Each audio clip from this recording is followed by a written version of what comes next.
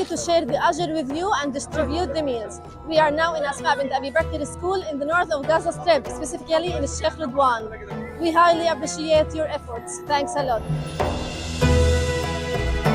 شكرا للداعمين على وجبات الإفطار. شكرا للداعمين على وجبة الإفطار. رمضان كريم.